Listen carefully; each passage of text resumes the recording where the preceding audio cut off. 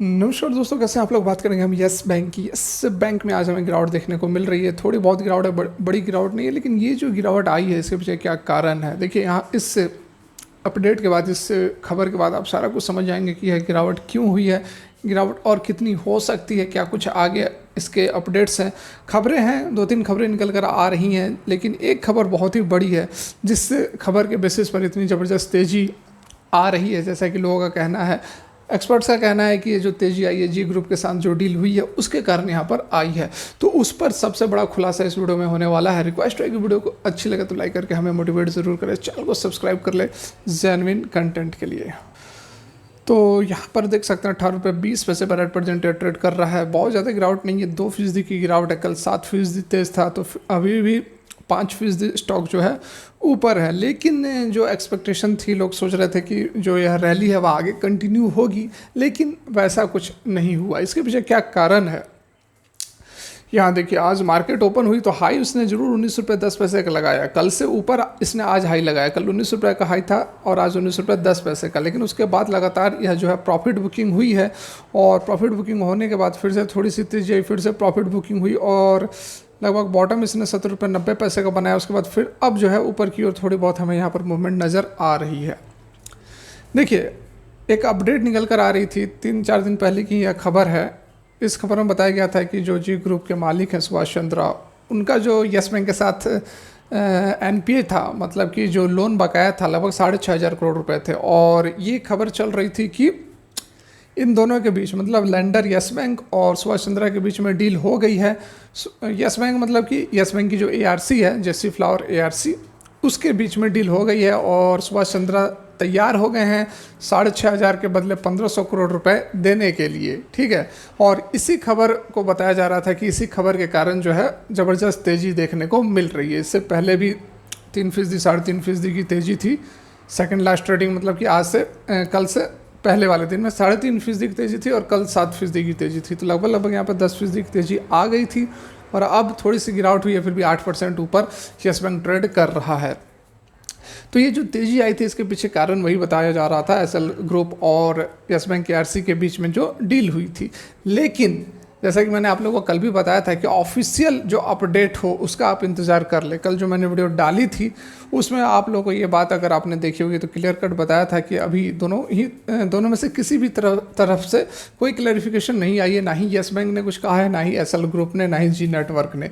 तो थोड़ी यहाँ पर क्लैरिफिकेशन आ जाए, ऑफिशियल अपडेट आ जाए, उसके बाद ही इसमें एंट्री लेना सही होगा। क्योंकि यदि यह खबर गलत निकलती है तो बड़ी गिरावट भी हो सकती है। यह बात मैंने कल आप लोगों को बताई हुई थी।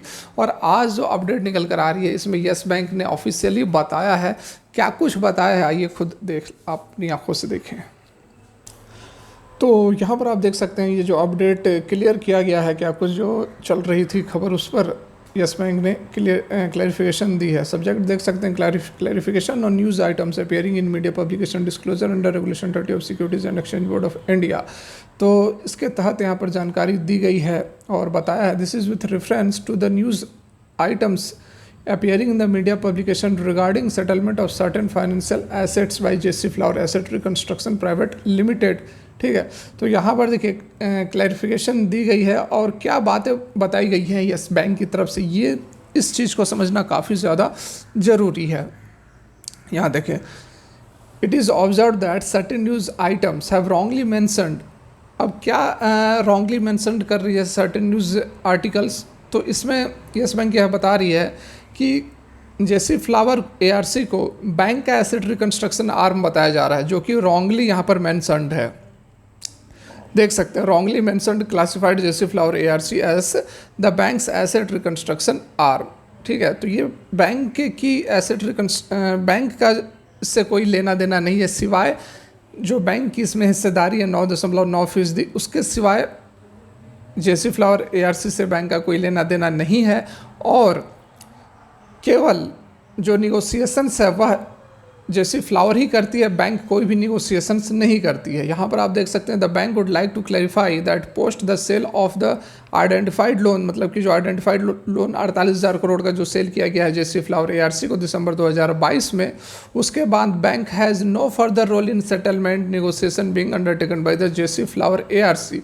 तो यहाँ पर जो भी निगोशिएशंस होते हैं जेसी फ्लावर के द्वारा उसमें बैंक का कोई रोल नहीं है। Banks associate with JC Flower ARCs limited only to the extent of its current share holding of 9.99%। तो यहाँ पर यस बैंक यह क्लियर कर रहा है कि कोई लेना देना नहीं है सिवाय 9.9% की हिस्सेदारी जेसी फ्लावर के अंदर यस बैंक का है, और जो भी निगोशिएशंस होते हैं वह जेसी फ्लावर खुद करती है, और बैंक का इसमें इसका आर्म कहना, बैंक का एआरसी कहना भी सही नहीं है, रॉन्गली इंटरप्रेटेड है। ये देखिए इस चीज़ का यहाँ पर खुलासा किया गया है। बाद बाकी आप जो भी पूरा डिटेल्स दिया गया है वह भी यहाँ पर देख सकते हैं, पढ़ सकते हैं, ठीक है।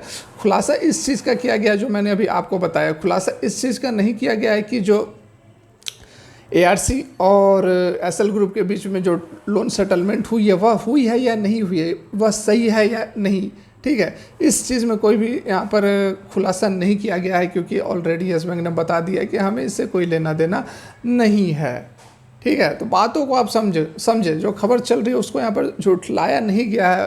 बैंक ने अपनी तरफ से क्लैरिफिकेशन दी है कि हमारा कोई रोल सेटलमेंट में नहीं है। तो यहाँ पर ये क्लैरिफिकेशन की यह डील हुई है या नहीं हुई है तो किस वैल्यू पर हुई है वो या तो एसएल ग्रुप या फिर जेसी फ्लावर की तरफ से हमें मिल सकता है। फिलहाल कोई भी रिप्लाई इन दोनों ही कंपनियों की तरफ से कोई भी रिप्लाई नहीं आई है, और अगर यह आ जाता है कि नहीं डील हुई है, सही है, 1500 जो भी मीडिया रिपोर्ट्स आ रही है वो सही है, तो फिर से यस बैंक के अंदर एक हमें बड़ी तेज़ी देखने को मिल सकती है। यही कारण है कि बिल्कुल यहाँ पर यस बैंक का जो रिप्लाई आया है उसमें बहुत ज़्यादा क्लियरिटी नहीं है डील को लेकर, इस कारण से स्टॉक के अंदर बड़ी गिरावट भी नहीं हो रही है। 2 से 2.5% के आसपास आम मामूली से गिरावट हमें नज़र आ रही है। ये तो एक खबर होगी। एक और अपडेट यहाँ पर निकल कर आ रही है यस बैंक के लिए, उसको भी यहाँ पर हम देख लेते हैं। तो यहाँ पर जो दूसरी अपडेट निकल कर आ रही है वह भी मैं आपको यहाँ पर जो ऑफिशियल बीएसई को अपडेट दी गई है यस बैंक के द्वारा एक्सचेंज फाइलिंग के थ्रू, वह भी आप यहाँ पर देख सकते हैं। सब्जेक्ट क्या था? Extension of tenure of chief risk officer of the bank. जो चीफ रिस्क ऑफिसर थे पहले, ठीक है, नाम है इनका सुमित गुप्ता, उनका जो पीरियड है वह बढ़ा दिया गया है 3 सालों के लिए, और 1 सितंबर 2023 से उनका जो ऑफिस है वह फिर से चालू हो जाएगा। तो देखिए ये भी बहुत अच्छी खबर है, क्योंकि जिस तरह से रिस्क मैनेजमेंट सुमित गुप्ता ने किया है यस बैंक का, जब से रिकन्स्ट्रक्शन हुई है उसके बाद से यस बैंक लगातार ऊपर ही जा रहा है। स्टॉक की मैं बात नहीं कर रहा हूँ, दोनों डिफरेंट चीज़ है। यस बैंक काफ़ी बढ़िया स्टेबिलिटी की ओर जा रही है पिछले 3 साल के अंदर, यदि आप देखोगे।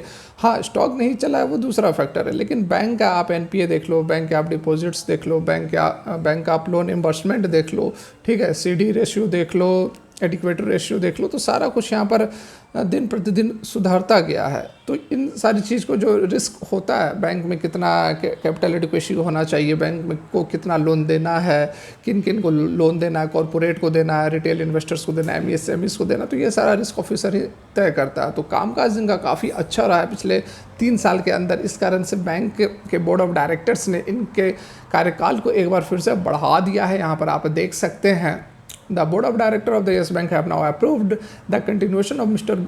Sumit Gupta as the chief risk officer of the bank for a period of 3 months effective from September 1, 2001 माफ़ कीजिएगा 3 महीने के लिए बढ़ाया गया, ठीक है। For the period of 3 months, साल बोल दिया हूँ तो माफ़ करें, मतलब मंथ ही था, साल गलती से निकल गया होगा, ठीक है। 3 मंथ के लिए यहाँ पर बढ़ाया गया है 1 सितंबर 2023 से।